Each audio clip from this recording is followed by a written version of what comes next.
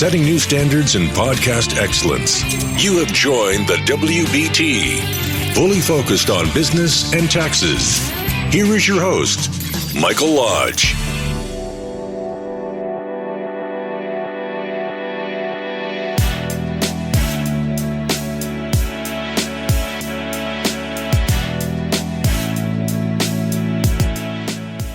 And welcome. This is Michael Lodge. I'm glad you've joined me. Today our discussion is going to be about mediation and how it works. I'll be right back. This is brought to you by Lodge & Co., a business and tax advisory firm where your success is our goal. Call us today toll-free at 888-681-1518 or visit us at www.lodge-co.com and learn more about what we can do for you.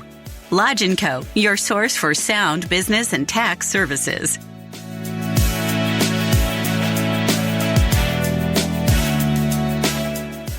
Well, I hope everybody had a great weekend.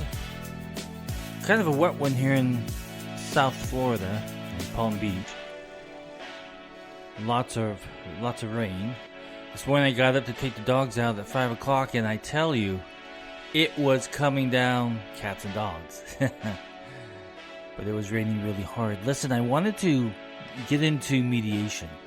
I get a lot of requests for mediation, and I always do what is called a 30-minute consultation, just to see whether or not if their issue is really a mediation case. And a lot of times it isn't. So I need to go to you today and kind of explain how mediation works. A lot of people have the indication, or they have this feeling that mediators are their legal representatives.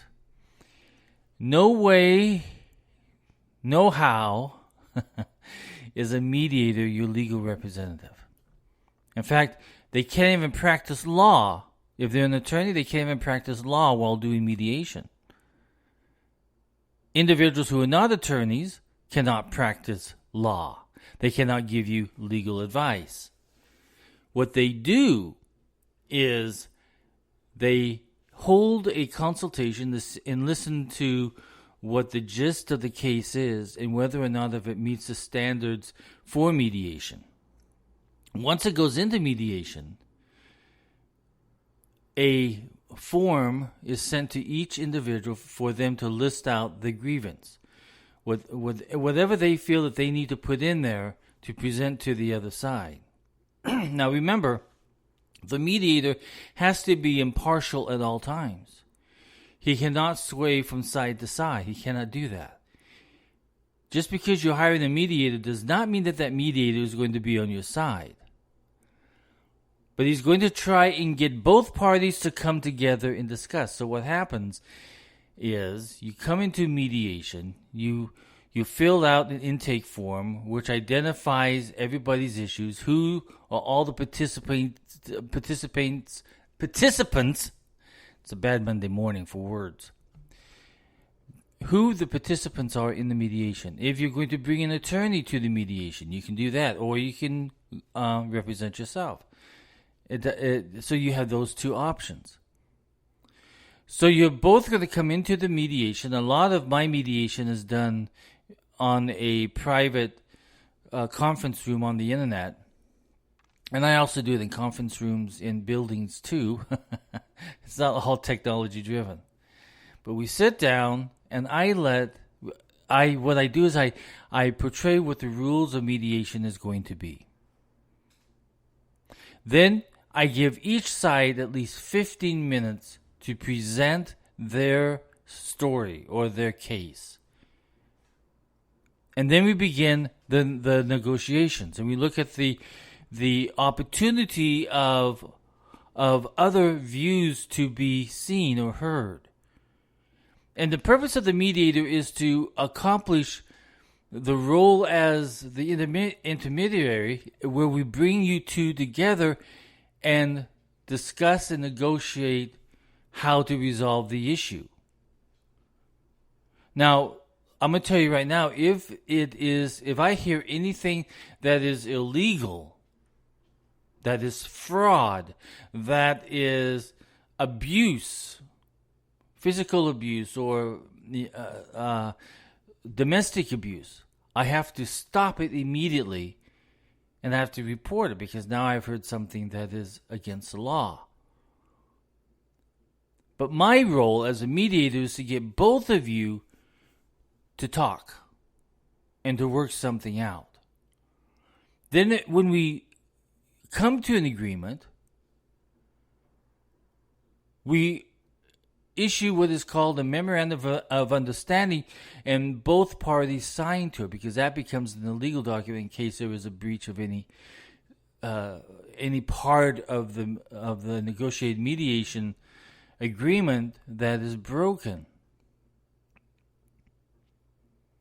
But my role as a mediator is not to give you any legal advice. I cannot give you any legal advice. I cannot give you any tax advice. I can't give anything sort because I am not acting as an attorney. I am acting as a mediator to bring parties together to negotiate, to look at the options available, and to come to an agreement, a conclusion to the dispute. Now, at any point in time, either party can walk away from the agreement. I mean, not from the agreement, but from the mediation process. You can get up and walk out. You have that choice to mediate or continue the mediation. You can either go from the mediation process over into the legal process. If that's what your desire is, you don't feel that mediation is working for you, you can get up and walk. But I would advise that you sit there and mediate because once you enter into that court and have the attorneys and have all of the legal processes that needs to go through, you are going to spend a lot of money. Gosh, I remember when I was in California, just to take on a case, my attorneys always charged me a $40,000 retainer fee right up front. And that was eaten up very, very quickly. So if you can go through a mediation process and get out of it with less than $10,000 or whatever the fee may be, and to resolve it quickly by coming to the table with an open mind and with options of your own to discuss and to negotiate, you will end up in a better place. But again, and I stress this because every single time I get a proposal or an email that wants to mediate, they feel as though that the mediator is the one that's going to represent them. No, I am the one who's going to bring you and the other party together under a defined negotiation strategy to get to a resolution. Now, some cases, mediation may not work.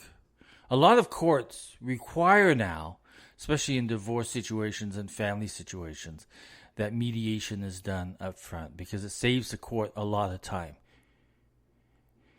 Because now you have an agreement to take to the court and say, this is what we've agreed to, and then the court can put it into place for you. But a lot of times, once you get into litigation and the time, the long, because the courts are backed up at the moment, but it takes a long time for a court case to go through the process. But billable hours continue to mount up from attorneys. Mediation, when you go into there, the process is a fair process. And it's a confidential process. Confidential meaning nothing is ever put into paper, nothing that is said ever leaves the room. If you go into a court case, that court case is immediately filed into the public records and everybody knows your business.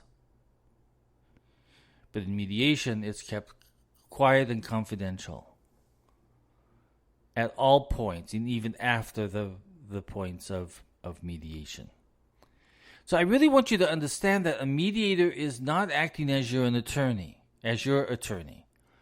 He or she is acting as the individual to bring both parties together through negotiation, through good communication, through professional communication, to get to the final stage where you sign a memorandum of understanding of what took place and what you've agreed to. That's the whole gist of mediation. 85% of mediation cases are resolved. 85%. That's a high percentage rate. Now, I do mostly business mediation because that's what I've been trained for throughout my life. Since 1984, I have been advising businesses and putting together businesses and advising them on tax issues and everything else. But as a mediator, I understand the importance of business mediation so that there's an impartial party there that's bringing the two business sides together. Now, business mediation is, you have to have a solid understanding about the business practices out there. That's very important. In family mediation, it's really trying to calm down the emotions and trying to get to if you're in a divorce situation and you're contemplating divorce, it's good to go to a mediator to lay the groundwork or the rules before the actual divorce actually takes place. Who's going to pick up the kids? Who's going to pay for this? Who's going to pay for the bills? Where are people going to live? Etc. And then you go through the process of divorce where the mediator sits down, goes through all of your finances, and puts out all of your assets and liabilities and who's going to be responsible for what and who's going to get what, who's going to split what. That's what the mediator does, so that when you go to court, the judge has a clean document of what you both agree to and understand. So there's all types of mediation. And it's important that the mediation process is used more and more because it saves the courts a lot of time. And a lot of times it doesn't even need to go to court. I have had issues between partners in businesses where the communication process broke down, but bringing them together with a third party as myself, we were able to mend the fences and get everybody back onto the right track and set the roles of what each partner's responsibilities are. There's always an answer to a dispute as long as both parties are willing to sit down and talk about it and negotiate and come to and look at other opportunities that are available to them to solve any dispute. I love mediation. I love sitting down with people and listening to the stories that are told me, and then bringing it all together so that both parties understand each other's side,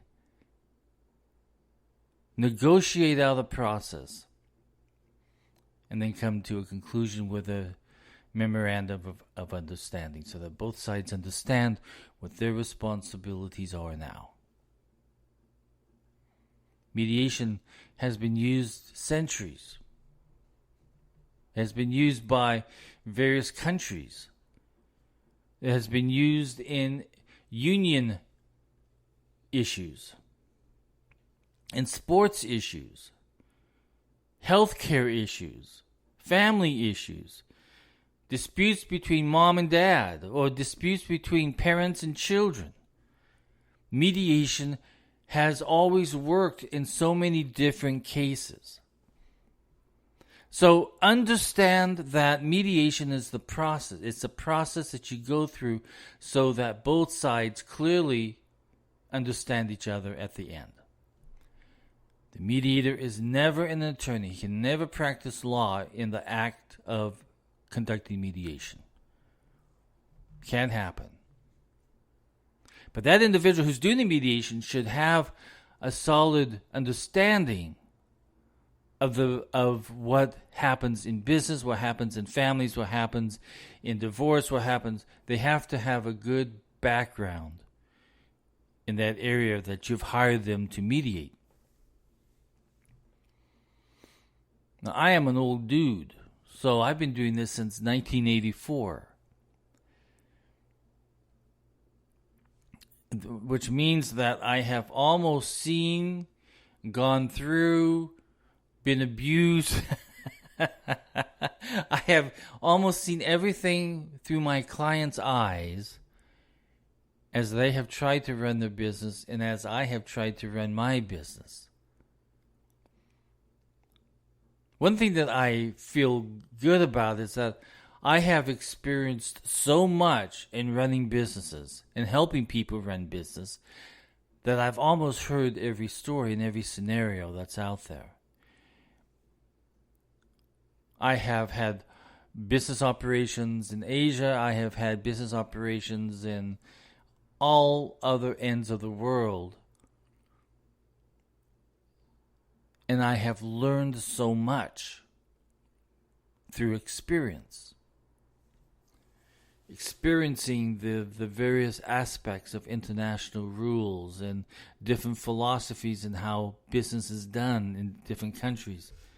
And in the United States, how we conduct our business and our lives here, because we are totally different. We run our businesses totally different than how it's done in the Philippines. So it's a great experience to have a mediator who has the working knowledge and experience of running companies. It really does. Do not think for one moment that you're going to walk into mediation thinking that you're going to win. It's not a winning situation. It is a situation where we act fairly and we bring the two parties together on a fair agreement between both parties. And I have seen sometimes in mediations where disputes have turned into opportunities for both sides. And they both have prospered very well afterwards. Mediation is really a great process to not having to go into court and having to bear your all before a jury or before a judge and have it documented in the legal transcripts that everybody can look up and read about. Why do you think TMZ is so fast? They have a whole team that's scanning legal documents from the courts all day long, trying to get as much information as they can on C-Labs. They love to scan the documents. And then those documents become public because it's public information. Once it goes into court, it's public information. I have had high-profile clients where legal cases went through, and within that very same day that the court documents were filed, TMZ had it on their website. Once you go into court, it's not a confidential process. But if you go into mediation and arbitration, it becomes a very, very confidential process. So I encourage everyone who has a dispute of any kind, take some time, take that 30-minute consultation time to meet with the mediator and see whether or not if your case falls into mediation. And then mediate. If it does, mediate.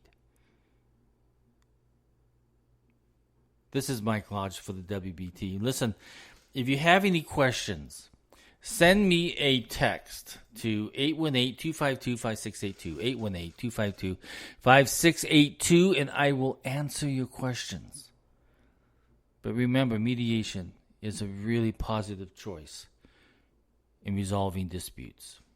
This is Mike Lodge. Everybody go out and have a great day. I will talk with you soon. Thank you for listening to the WBT with Michael Lodge. Join us again tomorrow as we explore more about business and taxes. Follow us on iHeartRadio and go to our podcast website at www.wbtpod.com and listen to all of our podcasts and read our blogs.